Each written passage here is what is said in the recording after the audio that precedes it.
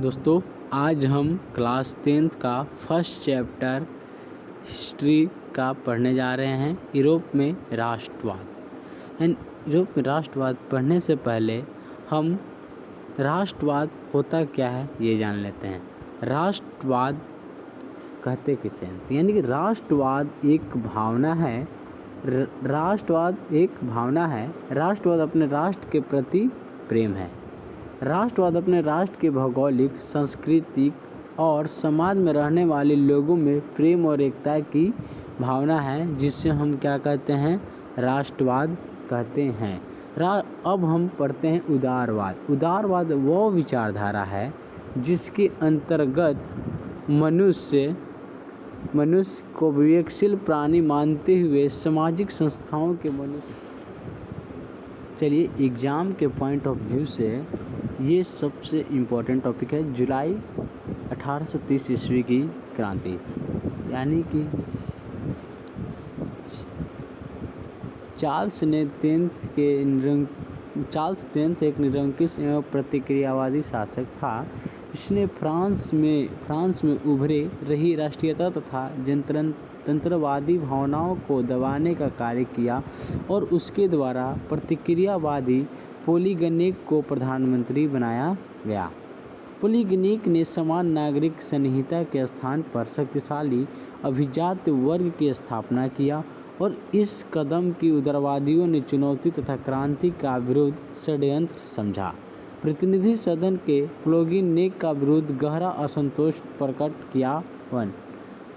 किया। चार्ल्स ने इस विरोध का प्रतिक्रिया स्वरूप 25 जुलाई 1830 ईस्वी को 4 अध्यादेशों द्वारा उदार तत्वों को गला घोंटने का प्रयास किया। इस अध्यादेशों का विरोध में 28 जुलाई 1830 ईस्वी को गृह युद्ध आरंभ हो गया। इसे ही जुलाई 1830 की क्रांति कहते हैं। 30 की क्रांति किसे कहते हैं?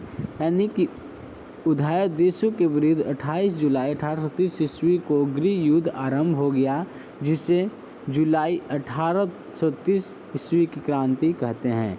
जुलाई 1830 ईस्वी की क्रांति का परिणाम से फ्रांस में बुर्बो वंश का अंत हो गया। अब 1848 ईस्वी की क्रांति के बारे में पढ़ते हैं। तो लुई फिलिप एक उदारवादी शासक था, परंतु बहुत अधिक महत्वाकांक्षी था। उसने अपने विरोधियों को खुश करने के लिए स्वर्णिम मध्यवर्गीय नीति का अवलंबन करते हुए 1840 में गीजो को प्रधानमंत्री नियुक्त किया, जो कट्टर प्रतिक्रियावादी था। वह किसी भी तरह से वैधानिक, सामाजिक एवं आर्थिक सुधारों के विरुद्ध था।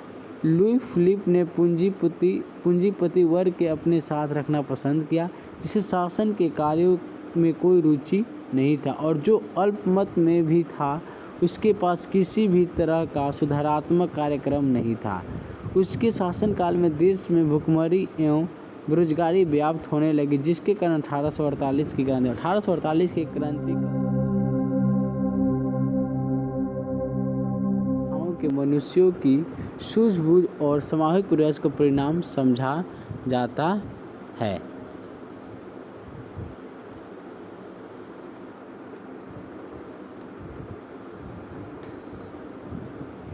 राष्ट्रवाद की भावना का बीजरोपण का यूरोप पुनः जागरण के काल से ही हो चुका था, लेकिन 1789 ईस्वी में फ्रांसीसी क्रांति ने यह उन्नत रूप से प्राप्त हुई थी कि यूरोप में राष्ट्रीयता की भावना के विकास में फ्रांस की राजक्रांति नेपोलियन के आक्रमणों ने महत्वपूर्ण योगदान दिया।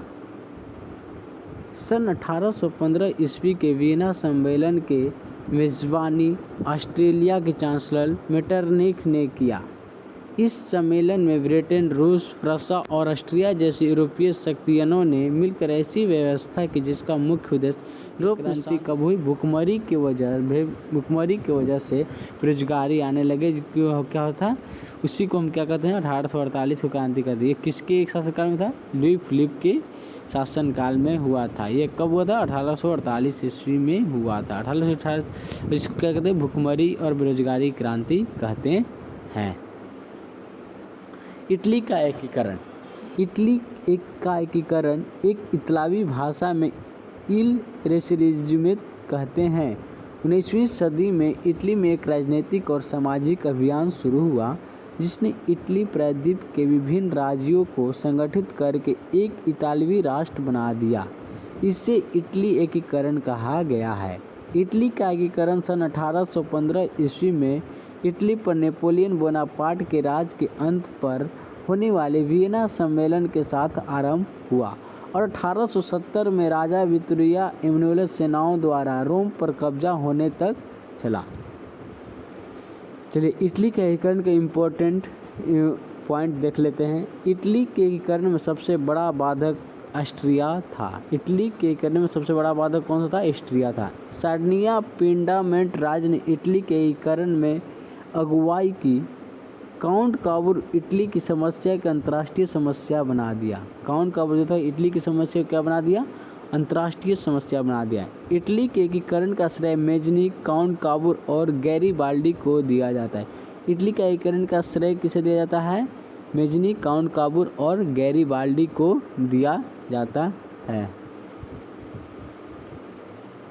इटली के एकीकरण का तलवार गैरीबाल्डी को कहा जाता है। इटली के एकीकरण का तलवार गैरीबाल्डी को कहा जाता है।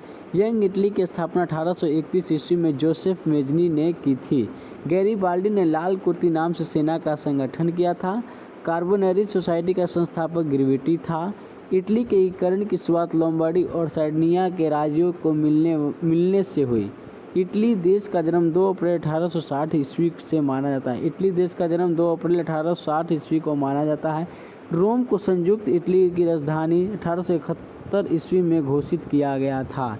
यदि समाज में क्रांति लानी है तो क्रांति के नेतृत्व नाविकों का हाथ में दो ये कथन जोसेफ मेजनी का था। इटली का एकीकरण शांति संतुलन को स्थापित करना था जिसे नेपोलियन का योद्धाओं ने समाप्त कर दिया था। अब एक इम्पोर्टेंट पॉइंट देख लीजिए, यानी ये इम्पोर्टेंट नोट है, ये आपको एक नोट कर लेना है। कहता है 1815 से 18 तक के समय में यूरोप में मेटरनिक युग के नाम से जाना जाता था। 1815 से 1848 तक का सबसे इम्पोर्टेंट क्वेश्चन है जो आपको एग्जाम में बार बार पूछा जाता है। 1815 से 1848 तक का समय यूरोप में मेटरनिक युग के नाम से जाना जाता है। वीना सम्मेलन के मध्य से यूरोप में नेपोलियन युग का अंत हुआ और मेटरनिक युग की शुरुआत हुई।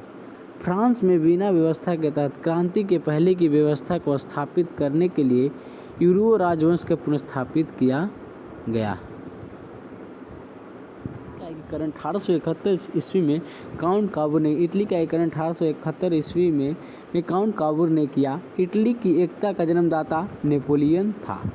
विक्टर इमैनुएल सार्डिनिया का शासक था। विक्टर इमैनुएल सार्डिनिया का क्या था? शासक था। इटली के एकीकरण का जनक जोसेफ मेजनी का मान्यता है। मेजनी का जन्म जेनेवा में हुआ था। 19वीं सदी के पूर्वार्ध इटली में 13 राज्य थे। 19वीं सदी के पूर्वार्ध यानी कि 19वीं सदी के पहले इटली में केवल 13 राज्य थे। अब पढ़ते मेजनी के बारे में। अब मेजनी कौन था? मेजनी साहित्यकार, गणतांत्रिक विचारों का समर्थक था और वो योग्य सेनापति भी था। मेजनी एक साहित्यकार, गणतांत्रिक विचारों का समर्थक था और एक योग्य सेनापति भी था। लेकिन मेजनी का आदर्शवादी गुण अधिक और व्यवहारिक गुण से कम थे और इटली के एकीकरण में मेजनी का महत्वपूर्ण योगदान था। इटली के एकीकरण में मेजनी का क्या था? महत्वपूर्ण योगदान था। सन 1831 ईस्वी में मेजनी ने यंग यूरोप नामक संस्था का गठन किया। मेजनी का संबंध गुप्त दल कार्बोनेरी संगठन से था। इटली में सार्डिनिया पिडामाउंट के नाम नया शासक विक्टर इमैनुएल ने काउंट काबूर को प्रधानमंत्री नियुक्त किया। इटली के सार्डिनिया पिडामाउंट का नया शासक विक्टर इमैनुएल ने काउंट काबूर को प्रधानमंत्री नियुक्त किया। अब पढ़ते काउंट काबूर कौन था? काउंट काबूर एक सफल कूटनीतिक एवं राष्ट्रवादी था। वो इटली के एकीकरण में सबसे बड़ी बाधा ऑस्ट्रिया को मानता था।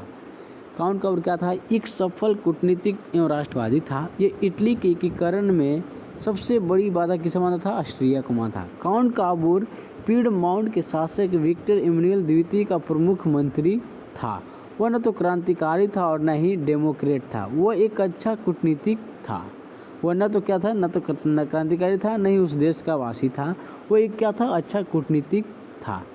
वो इतालवी वर्ग के अशिक्षित और अमीर वर्ग की तरह बेहतर फ्रेंच बोलता था।